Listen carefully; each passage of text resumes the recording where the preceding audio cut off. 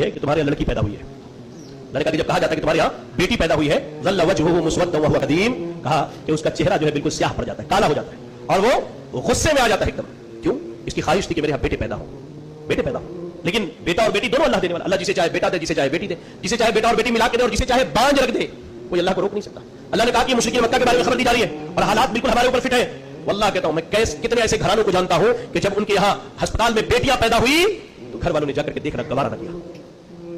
मेरे खुद के करीबी एक पहचान वाले के यहाँ जब बेटी पैदा हुई तो कहा, ससुराल वालों ने जब सुना कि बेटी पैदा हुई है तो शौहर पूरे ससुराल वाले उसको देखने के लिए गए और बाद में शौहर ने बगैर बताए मुल्क के बाहर का वीजा लिया और चला गया। आज तक उस बंदे ने अपनी बेटी की शक्ल नहीं देखी है।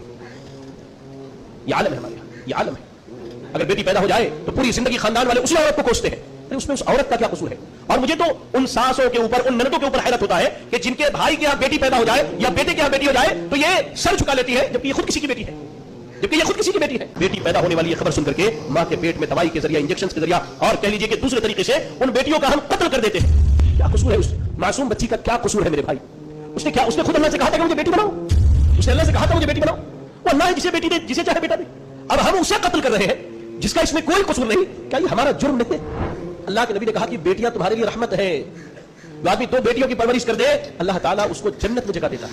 ये बेटियां अल्लाह के खड़ी होकर के सिफारिश करती है। हमारा आलम यह है कि अगर बेटी की पैदाइश की खबर दे दी जाए हमारे चेहरे में लटक जाते हैं। कौन वाला किसी दोस्त ने अगर कह दिया क्या यार बार बार बेटी हमारे पास, अरे अल्लाह के बंदे इसमें तुम्हारी बीवी का क्या कसूर है? जाओ तुम अल्लाह से लड़ो, मेरी ताकत है, क्यों मुझे बेटियां दे रहा?